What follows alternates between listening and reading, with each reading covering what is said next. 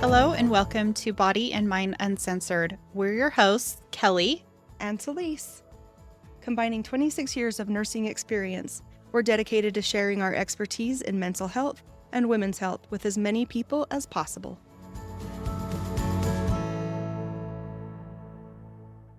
The topics discussed in this podcast are based on our educated opinions and real-life experience and should not replace advice from your healthcare team. Hello, welcome back, everybody. Taleese, how are you doing? Good afternoon, Kelli. Doing well. Warm.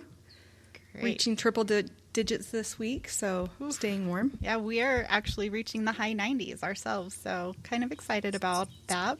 Go Northern Utah. Well, we have a special guest today, and I want to take a moment to introduce her. We have Amanda with us. She works with us. She's one of the nurses on our team, and she just had twin babies, a boy and a girl. So we wanted to talk to her today about her experience as a new mom, as well as some other things. So welcome, Amanda. Do you want to give us a brief intro? Yeah, thanks for having me on. I'm excited to be here. My name's Amanda. I have been on Kelli's team for, 2 years now. I think I started right before you, Kelli. Yep, almost 3. But yeah, I just had twins. They're about 6 months old now. They're so cute right now. They're super smiley and giggly. I think you've lost track of time, Amanda. I don't think it's been 6 months. I'm really sorry. I know. I can't believe it. It's one of those things I feel like it's flown by, but it's gone by so slowly at the same time. That is insane. Yeah, it does not seem like 6 months at all. That's I know. Crazy. I was looking back at just some of their newborn clothes that I was cleaning out the other day, and I was like, oh my gosh, I can't believe that they were this little. They were in preemie clothes actually for a little while, and I can't believe they were that small. Well, they grow out of those clothes so fast. Oh, I know. I was just going to say that I didn't want to jump the gun, but I am excited to hear again how much they weighed, because you said they were in preemie clothes. So I'm excited to hear your journey. All of it. Twins is exciting, but I think you've got a particularly exciting story. Tell us about your journey with pregnancy, or even getting pregnant. Yeah, it took us a while to get pregnant. We tried for a year and just nothing was happening. I actually did have a miscarriage.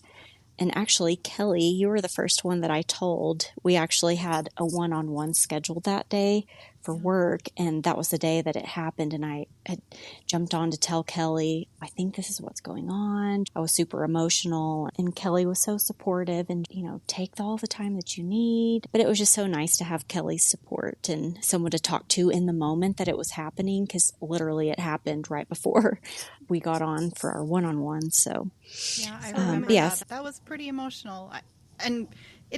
Clearly it didn't affect me because I wasn't the person losing the baby, but yeah, it was definitely a very emotional ride to be on with you, Amanda.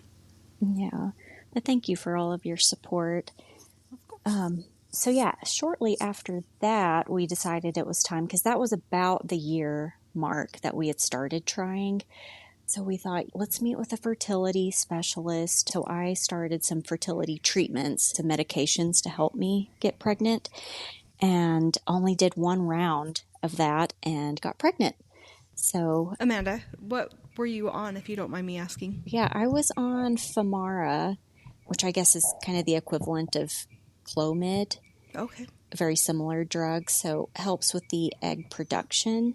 And then I did the HCG trigger shot as well to actually release the egg. And I released 2 eggs. So that's how I ended up with twins. Yeah, I wouldn't have it any other way. I'm just so happy that it worked out the way it did. And 2 babies for the price of 1. And a boy and a girl. And a boy and a girl, yes. Yeah, so, I feel lucky we had one of each. I do have some follow-up questions. So your husband was with you when you found out you were having twins? Is that... Yeah. He was with you? Yeah. Was that fun to tell everybody? Like, it's so fun to tell everybody that you're going to have a baby, right? But twins? Mm-hmm. How was that? Yeah. It was so fun. Seeing everyone's reaction when you tell them that you're pregnant is, everyone's excited. But then you say, and I'm having twins. Yes. Everyone just dies. Everyone just loses their mind. And it was so fun to tell everybody, especially my parents. They just were so excited. And it's their first grandkids too. But yeah, my husband, it was so funny when we found out. We went in for the vaginal ultrasound.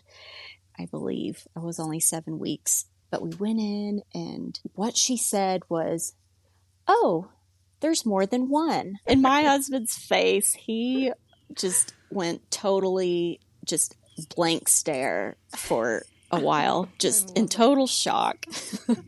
Trying to take it all in. Yep. I looked over. He kind of just like took a deep breath and closed his eyes for a second. I was like, Now, is oh my this God, something are you you guys- okay? Like, this is supposed to be exciting. Yay. He saw his life flash before his eyes. Yeah, the rest of his life. So this is obviously like taking fertility meds. This is something that you've probably discussed, right? Had you and your husband like discussed what if, or did that go Because you know through that your there's mind? a risk of more than Yeah, one. yeah. Yeah, and they had told us that is the risk with fertility treatments is we really have no control over how many eggs drop and whatever. And so we knew that that was a possibility. And I knew in the back of my mind, I don't know, it's just the intuition that I had. I was not very shocked when she told us.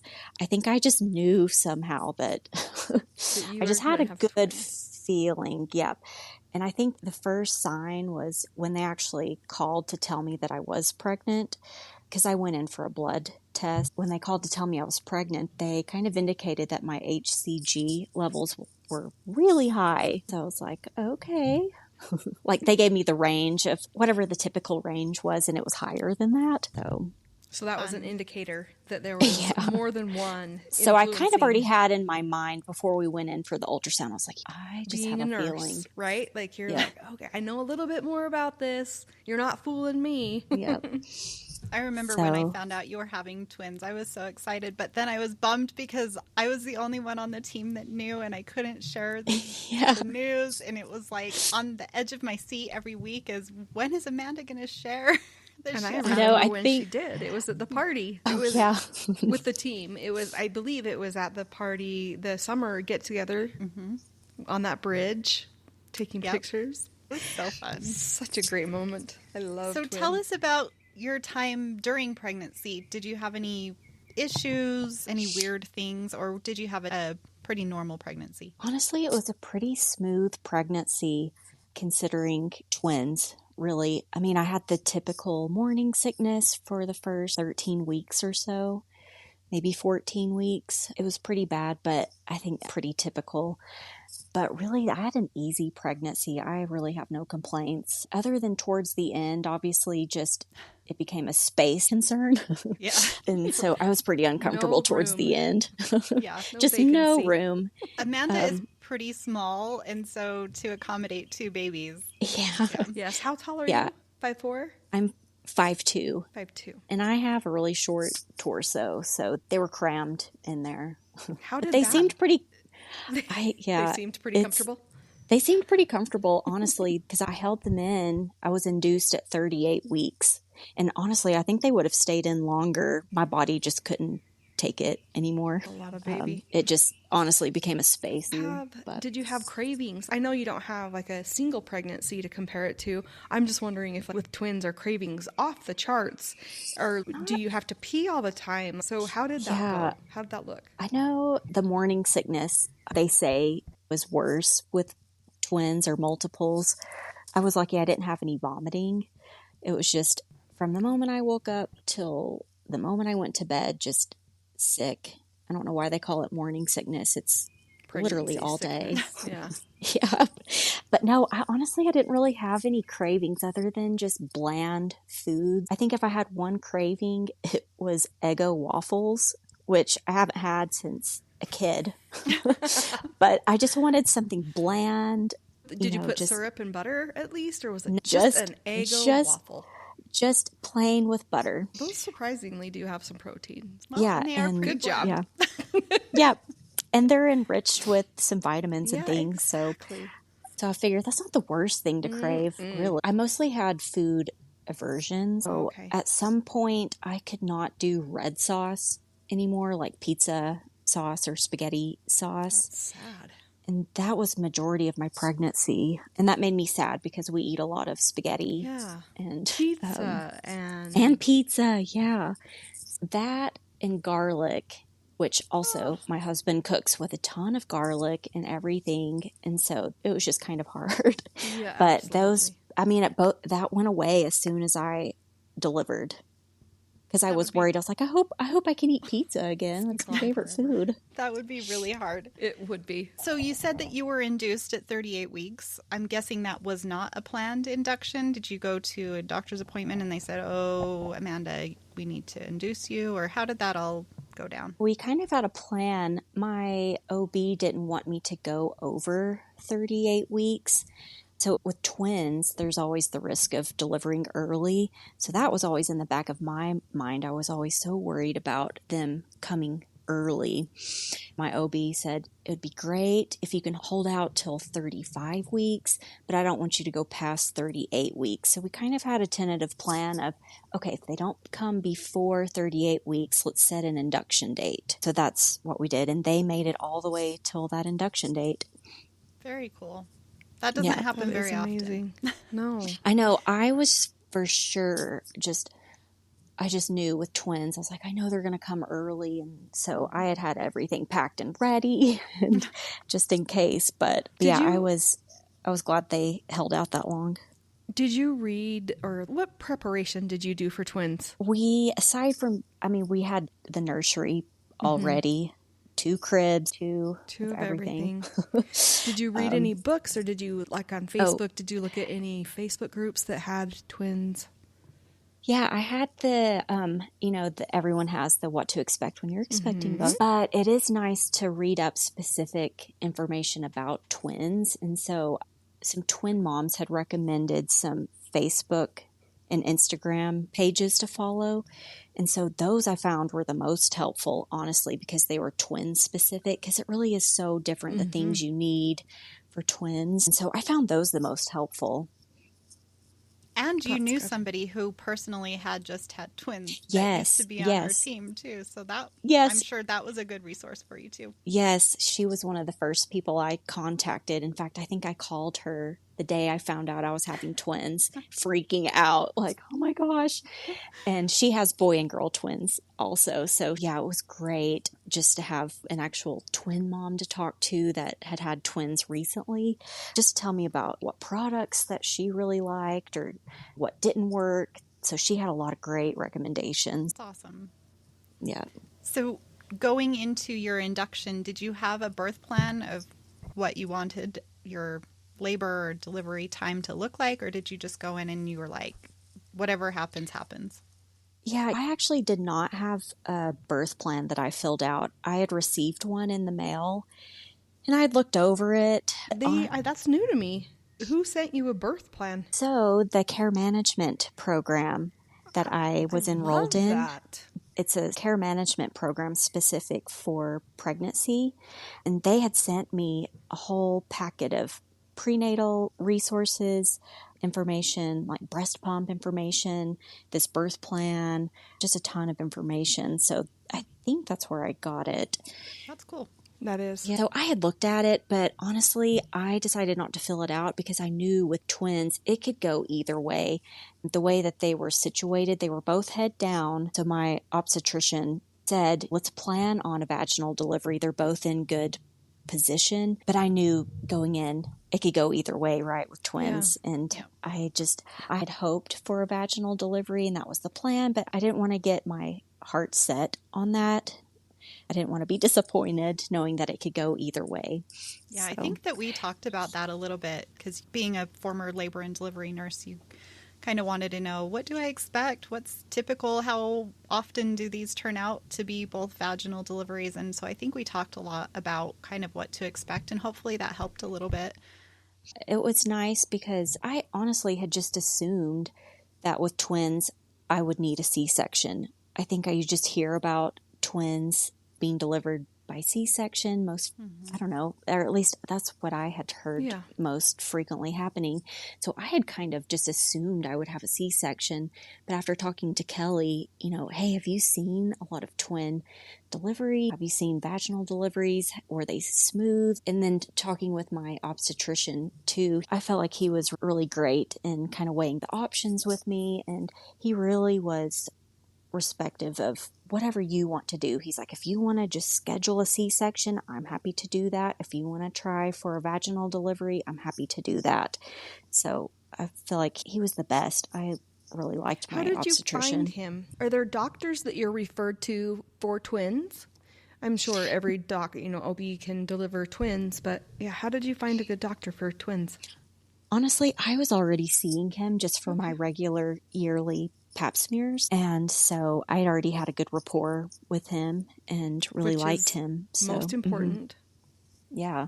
It's great. Really hard to find a good doctor that you trust and that is supportive of what you want to happen with your labor and delivery. So that's awesome. He was really great.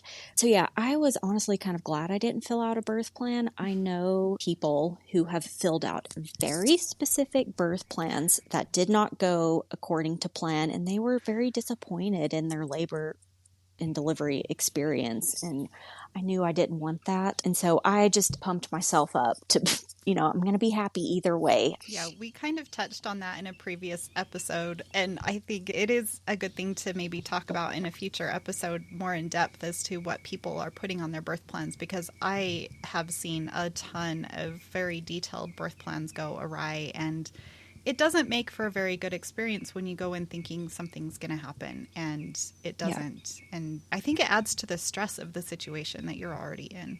Instead of letting things happen organically, right? Like, to me, I can understand the idea of a birth plan for a new mom or new parents is to give them an idea of this is what you're going to expect. How would you like this to go? But you can't hang on to that being the end all be all, because babies and our bodies have their own minds. Yeah. So were you successful in your double vaginal delivery, or how did that all go? No, so we went in planning to do that. So I was started on Pitocin as soon as I got there. I was on that for quite some time. Just kind of hung out in the room, sat on the bouncy ball, kind of walked around. When contractions started, I was having contractions, actually didn't even know it. I wasn't even feeling them at first. Wow. But was having some contractions and was like, I'm good for a little while. There were only a couple things in my not written out birth plan that I knew I wanted. I knew I wanted an epidural. I knew I wanted to breastfeed, and I wanted to do the skin to skin, but those were the only three things. And I communicated that with the nurse who wrote it on a whiteboard, and those were kind of the main three things. So they were really great at communicating, okay, well, the anesthesiologist is able to do the epidural anytime except between this time. So I kind of had a good idea. I need to get it now or I could wait. But I was on Pitocin for a while. They kept coming in to check my dilation, and I was only at a 3 for a long time. And my OB kept coming back every couple hours, checking, still no progression. So I just stayed at a 3 after hours and hours of being on Pitocin. Had they broken your water yet, or your Oh, water yes. was I forgot to still mention, he kind of did that towards the beginning when they started the Pitocin. He broke my water. And so, I kept coming in. He said, let's give it some more time. And I was up to the max of the Pitocin at this point. And then And the babies were doing good, right? They're just chilling. Yeah, babies were chilling. Yeah, I had 2. Kelli, it's kind of hard to keep all those monitors on for twins. Yeah. So I felt like I couldn't move, but they were doing good. I ended up getting the epidural, and it did not work at first. So the anesthesiologist came back at some point and gave me like a bolus dose, which totally knocked me out. So it was like to the extreme. Yes, and I was like, well, I can't deliver like this. Oh my goodness. But it finally wore off after an hour or two. But meanwhile, my boy, he started having some decelerations. And so they had backed off the Pitocin, kind of had to start all over with the Pitocin, titrating that back up. Meanwhile, I was having consistent contractions, but I was not dilating. I stayed at a 3, just was not progressing. Finally, after hours and hours of this, we had a conversation. And my obstetrician, who I really trusted, was very honest. He said, if you were my wife or daughter, I would tell you the same thing. He's like, I think if you haven't progressed at this point, you're not going to. Especially with twins, I think that we need to move towards a C-section.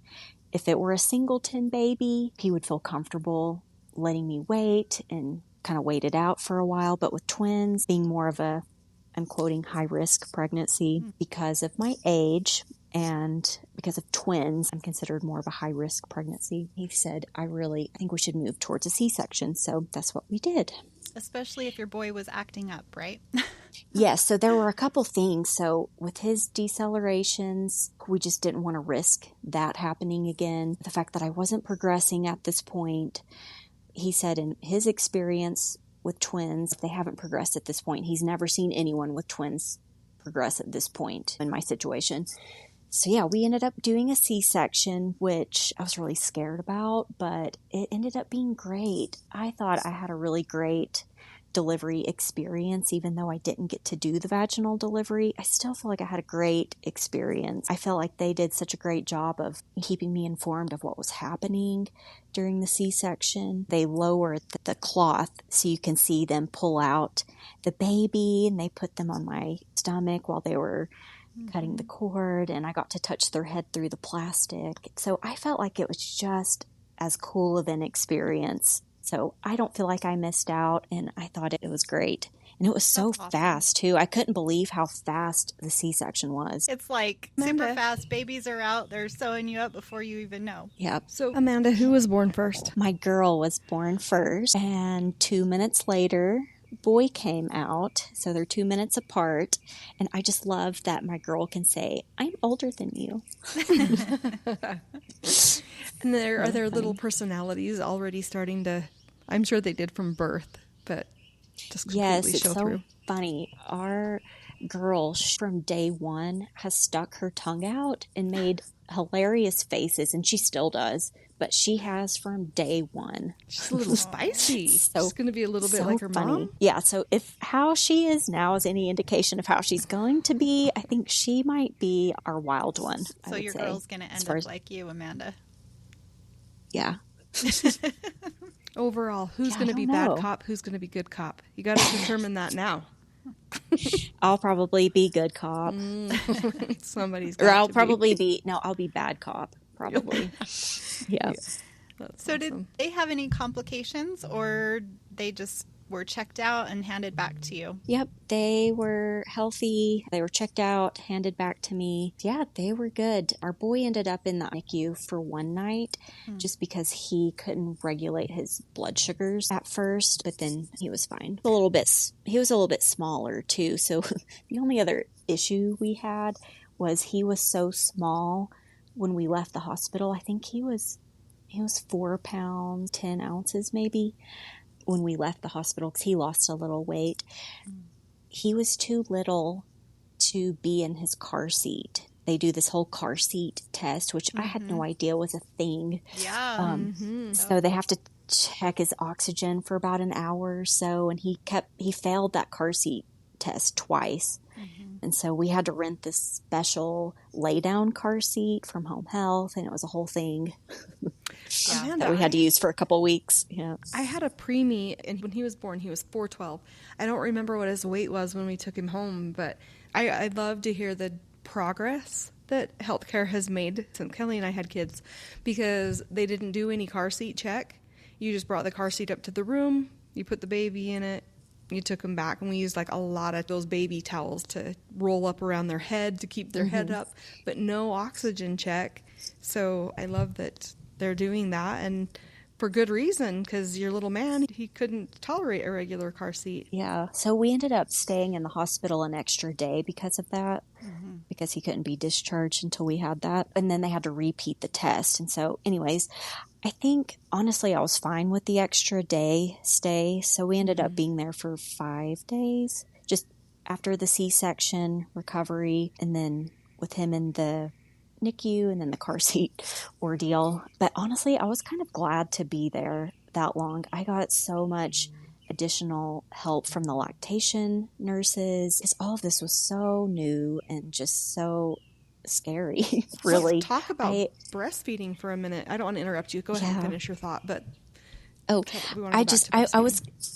I couldn't imagine having a baby and being discharged the next day or even the following day. I need more preparation than this, you guys. Yeah. So I honestly felt so much more prepared. I met with several different lactation nurses, and then all of the nurses through our stay were really great and just super helpful and helping us, learn all the tips and the tricks and things and just feel a little bit more comfortable before we went home. Yeah, breastfeeding was hard enough with one. I can only imagine with two. So how was that to adapting? Honestly, they did great. They latched right away. I mean, it took a day or two for them to really learn, but really, they did really great, especially to be so small to really be able to latch right away. We had a little bit more issues with our girl with her latch, but honestly, they were both really good pretty much from the beginning. Awesome. But yeah, it was a full-time job because you can't right out of the gate breastfeed two at the same time. You really have to learn one at a time because they each are different. And so you really have to feel comfortable breastfeeding one and then breastfeeding the other so you can focus your time on one. And so they can learn too.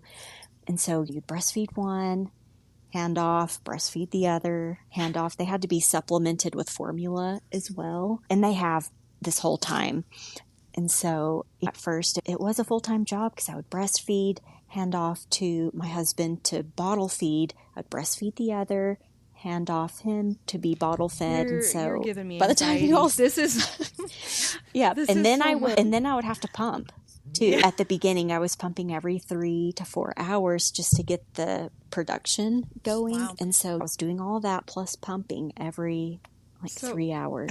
Did you have some cracked nipples? In the hospital, I did. That finally went away. You are... About a week or so, about 2 weeks. Amazing. That's great. Yep. Because that was a real struggle for me, breastfeeding with my preemie, breastfeeding and pumping and breastfeeding and pumping. And they can't go for very long. They're like little baby hummingbirds. They need to be fed often. And I still remember how bloody painful that was. So it sounds like you did fairly well, right? Like they must have been great latching on.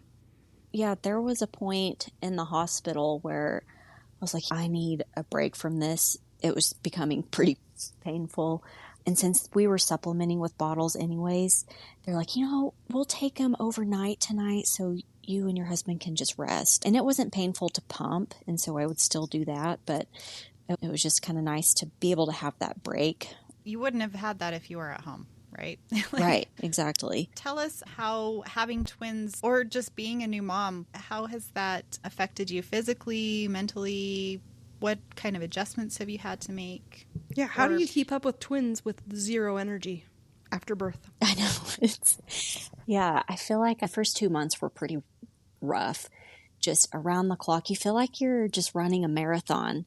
And it all felt so surreal. Like it was just nonstop from the moment they were born. You're just go, go, go, go, go, doing all the things and lack of sleep. And I felt like it took weeks for it to really even sink in that I have twins. You're going on empty and you're just running a marathon. But honestly, I think because we had twins, I don't have any previous children. These were our first.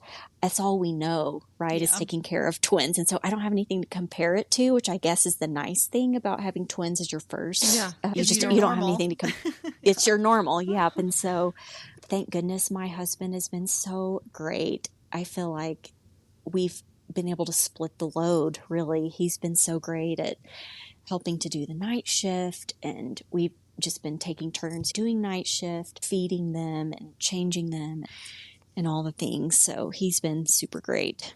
I wouldn't be able to do it. Yeah. He's also in healthcare too, right? So he has those great that you guys can coordinate your schedule like that. Yep, he's a nurse as well. And so it's been a lot. But honestly, when they hit about 3 months, it just became easier. They were going longer in between feedings at night. They weren't so fussy. How long are they going now? Like, what's your sleep Oh my like? gosh. For the last 3 weeks or so, they've been sleeping through the night, all night. No way. Yay! Yes, I feel almost like a new person. We're so lucky. They really have been good babies. They've been pretty easy babies. Our girl spits up a lot more than our boy, and she was a little bit more fussy at the beginning, but honestly, they've been pretty easy babies. And yeah, sleeping through the night has been a game changer. So Amanda, I know that you had some really good family support at the beginning too, right? You had your mom Yes. and your sister come in, and Yes. I'm guessing that was extremely helpful for you as well. Oh my gosh. Even with a single baby, I think having a third set of hands, I mean, it was just incredible. We couldn't have done it without my mom. She was here for the first month, and I don't know what we would have done without her. She cleaned our house. She helped cook dinner. She ran errands for us. She took, What a saint. a lot of night shifts with the babies. And oh my gosh, I don't know what we would have done without her. Because it almost, for a while, we had 2 people on night shift because of the whole feeding ordeal, like breastfeeding, then bottle feeding. And You're so almost in survival mode. So to have Yes. somebody else who can take on those extra tasks to kind of Yes. relieve that burden. and we could always have one person that could get some sleep Yeah. and be rested for the next day. So yeah, it was so great to have my mom, and then my sister came out for a couple weeks too. And Amanda, if our listeners can't tell, you're not from around here. So when you say they came out, you're originally from Tennessee. Tennessee. Yeah. I hope Yeah. to go to Tennessee someday. I hear it's beautiful. It is, especially this time of year. It's so green. It's So do you feel like you've had any kind of depression going on or anything like that? Or do you feel like your moods have been pretty stable? Maybe your mom and your sister being here or all the extra support has helped that? Or do you still feel like you've had moments where you're like, oh my gosh, I'm feeling a little down today? I'm lucky. I have not at this point struggled with any postpartum depression. I think having the support that we do has been so helpful, with my mom being out here, my sister, and then my husband's family all lives here. And so they've been super great and just checking in and just been great support. And so I think that's really helped. And I think really kind of getting back into work and just kind of getting back into my normal routine and kind of feeling like a person again has really helped. And Yeah, the you kids don't started have to talk daycare. baby talk all day, right? Yeah. Yep. And the kids started daycare, which has been really great. I think they've really enjoyed it. They get a lot of stimulation and attention there. And I think that's been really great for them too. And they come home and they're exhausted. Yes, they're pretty much ready to eat and go to bed. But yeah, I think mentally, I feel like I've been pretty good. Obviously, my hormones were kind of crazy at the beginning after delivery. I mean, I did cry at the drop of a hat just over everything, but that's normal for the hormone shift. And physically, I haven't been back to exercising yet. Me Just- neither. I'm You've got still- about 22 years until you really have to. I'm almost to the point where I'm almost done breastfeeding and pumping. My goal's been, once I'm done pumping and breastfeeding, I'll have the time to go back to the gym. So I'm trying to psych myself up to do Well, that. and most gyms these days do have a daycare, right? So that can also be a good time to socialize the kids, maybe some time away for you and your husband for your daycare. You were going to talk about how you had how many texts on your phone when you delivered, and then all of a sudden crickets, right? Yeah, it's funny. So when I was in the hospital, you've just had twins and everyone's so excited. They want to reach out and congratulate you. And I'm so appreciative. I don't want to sound like I'm complaining because we're so lucky to have so many friends and family that love us and, all the support. But I think at one point I had about 45 unread text messages. Wow. And I apologize if I was one. Of them saying, was Amanda, 30. did you deliver your babies? What's going on? No, it's okay. And like I said, I really appreciated it. It just felt kind of overwhelming because I wanted to get back with every single person. And because I was so excited too, you know, I want to share pictures and everything. I just felt kind of overwhelmed and like I didn't have time, especially in the timing, hospital. right? It's like, yeah, the timing. When you're the And most so, busy is when that's coming in. Yeah. So it took me a while to get back with everyone. And someone had prepped me for this.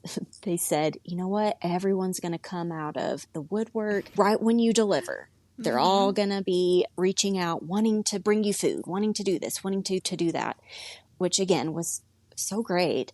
But then everyone stopped.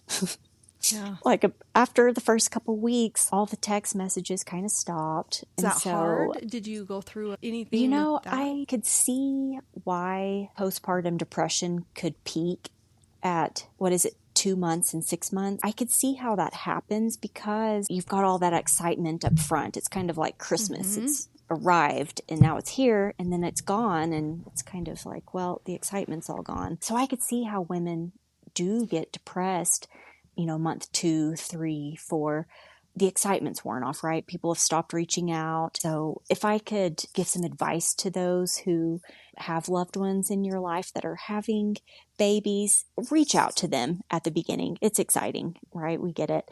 But reach out to them again at month 2, month 3, month 6. That's when we really need our friends and our family. We did have a meal train set up for the first couple weeks, which was amazing. What's a meal train? Oh, it's a great thing. Someone set it up for us, and it's actually an app that everyone can sign up, and they can see what other days people are bringing you food, so you don't have get to have a baby.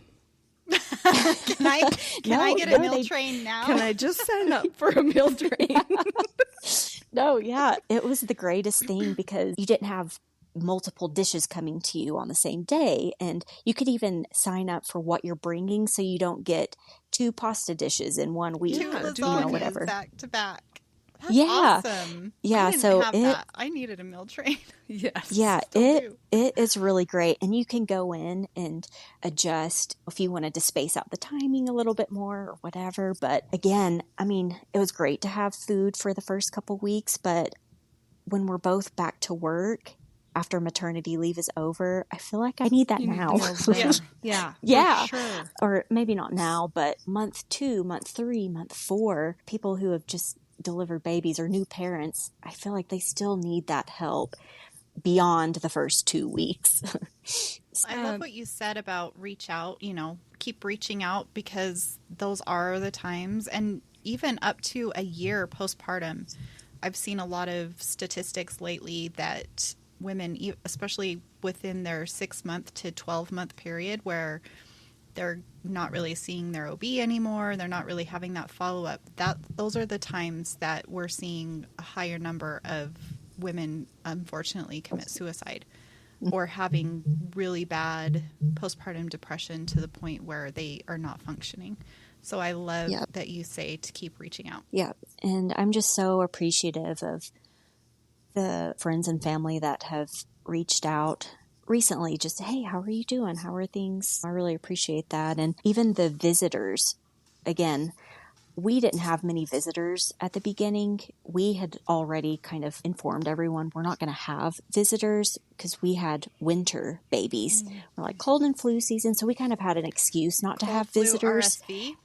Yes. So we kind of had an excuse not to have visitors at the beginning, and everyone was respectful of that. We had a couple family members come by, which was great, but I really appreciated my friends coming to visit month 2 and 3 after all the excitement's worn off. And that's when I really started to get kind of lonely at that point. And so I felt like it was great to have visitors at that time, not at the very beginning. It felt just more supportive, and it wasn't so stressful too. Having visitors at the very beginning is hard because you're trying to still establish breastfeeding, and you're still trying to, you know, I was trying to pump every 3 hours and it was important to do it every 3 and 4 hours to establish your supply. And when you have a bunch of visitors, it just kind of interrupts that. And you're trying I can't to get even on a imagine. schedule. You're trying to Yeah. learn. I can't imagine how you do that with visitors and twins and Yeah. It's almost like you've got this sheet covering you the whole time, like a milk cow here. Yeah. And luckily, we didn't have that experience. We didn't have a ton of visitors up front. But I have a friend that her baby just turned a month old, and she has been swamped with visitors. She's had visitors every day since she got home from the hospital. Wow. And she's been texting me. She's just like, it's so hard to feel like you're hosting all the time, plus trying to breastfeed. She needs a You don't want to hurt wingman. people's feelings. And She needs a wingman or a wingwoman to just be like, hey, we appreciate your support. Please check back with us. just put a sign on the door. Yeah. We're sleeping. Right. Yep. And so, yeah, I would say as far as advice to new mothers and new parents, it's okay to say no. No one's going to be mad at you for saying, hey, I don't want visitors right now, especially the first couple weeks. They might be mad at you. They might be for a little But bit. it's okay. But you're your baby's advocate. You have to Nobody set else is boundaries gonna do that that. work for you. And Yes. And it's a special time where you're trying to figure out things, you're trying to establish the breastfeeding, you're trying to bond with your baby and just figure out life. Life is so different than you've ever known. And so just trying to figure that out, and it's hard to host. Yeah. And then you might be worried about germs, people getting your baby sick. And so it's okay to tell people no for a little while. And this isn't the time to be people pleasing. This is a time for you and your baby. More advice to those who have loved ones who just had a baby. Great to reach out at any time, see how they're doing, check in. One thing that I was just thinking about recently was if being in this position and knowing what it's like, next time I know someone who's having a baby, I think I'm going to do the following. Instead of reaching out and saying, hey, let me know if there's anything that I can do for you. I did get a lot of those texts, and I greatly appreciate that. And I do feel like I could reach out to these folks for anything that I really needed. But the likelihood of me responding to someone saying, hey, let me know if there's anything I can do for you, the likelihood that I'm going to respond is I'm probably not going to. I'm not going to feel comfortable saying, hey, can you go to the grocery store for me this week? So my thought is, if I know someone who's just had a baby, I think it would be super helpful to say at month 2 or 3, hey, I would love to come help you clean your house on Tuesday or sometime this week. Would that be okay? Or, hey, I would love to go to the grocery store for you this week. Let me know what day I can do that. I think I would be more inclined to say, why, yes, you could come clean my house. I would love that. Because then you know exactly what they're willing to do, right? Somebody who says, hey, let me know if you need anything. They might mean like, if you need a drink from Maverick, I'm willing to do that. But as far as scrub your toilet, Right. Yeah, because I would feel super embarrassed if I was like, hey, remember when you offered to let me know what I can do for you? Hey, could you come clean my bathroom and vacuum my house and dust my house? And they're like, whoa, that's not what I meant. I really kind of meant like, go. I don't want to do that for you. Anything but your toilets. Yeah. So I don't know. Just something I thought of. I think I would be more comfortable saying yes to help if it was something very specific. I like that. I think being specific in what you're not only expecting but offering. Yeah, I really like that. yeah, and I think it's a great tip for anybody who wants to help anybody, even if it's the passing of a loved one or somebody struggling, like just anybody who needs help. That's a great example. That's a great piece of advice. In any kind of setting. Yeah, exactly. For sure. Awesome. Well, thank you for sharing that tip. Yeah. Any others? Beneficial. Awesome. Any other new mom hacks that you have? Yes, those twin tips and tricks. Or any Gosh, I have a couple products that I really recommend for twins. I don't know if I can. Oh, no, throw it out share there. Maybe we'll those, get but- sponsored. Okay, this would be helpful for a twin mom, but we have the feeding pillow. It's called the Twin Z pillow. It's basically like a double boppy pillow, but I can bottle feed them at the same time. And then you can also use in a it for recliner? Like how, like just on your couch, you just have it and it wraps around you. We kind of have it set up on our kitchen table so we can sit under the table and they're And feed them. like on the table. Genius. Yeah. But you can also use it for breastfeeding too if you ever get to the point where you can double breastfeed. I wasn't able All to the do helps. that. Yeah, Very that's a cool. lot. And oh my gosh, there is this thing called a baby brezza. It is basically like a baby Keurig, but it makes formula. It sounds super bougie, I know. And Yes, I thought it the does, same thing. Amanda. I thought the same thing. Like, who needs that? It That's makes super a baby bougie. cappuccino before they wake up. It's the greatest thing. In the middle of the night, when you need to make 2 bottles, it makes it in seconds. It warms it. It mixes. Wow. You add the formula powder to it and water. It's literally like a Keurig. But I love that. you push a button and it makes your bottle for you and warms it and everything. It's the greatest thing. And does it have like the froth? You know, Does it shake it and froth it? and then you do like No, but a heart. it should. With the... It should. Your babies are so lucky. I know. They are lucky. They are so freaking cute. We've talked about on this podcast about self-care and how that is important. It doesn't mean you're selfish. How did you make sure that you were giving yourself self-care during this entire process? I think one thing that I did was I tried to prep everything that I could before I delivered, because I knew once they arrived, I just wouldn't have the time or the energy to do the things. And so I would recommend prepping all that you can. I mean, prepping the nursery, obviously, as much as you can, but Like stock just up on diapers, that kind of thing? figuring out your insurance stuff, scheduling with a lactation specialist if you can before. I didn't do that, but I have a friend that did and said that was just so helpful to meet with a lactation specialist ahead of time and then have your insurance kind of figured out beforehand so you can have like home visits with a lactation specialist and things like that. Cool.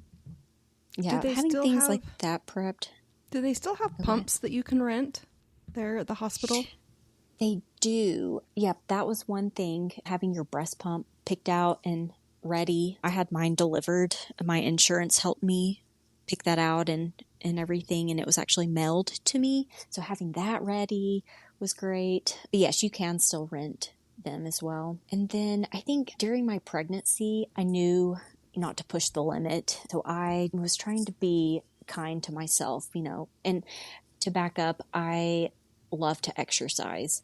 And I was regular in the gym 4 times, 5 times a week before pregnancy. And I eventually had to stop going, right?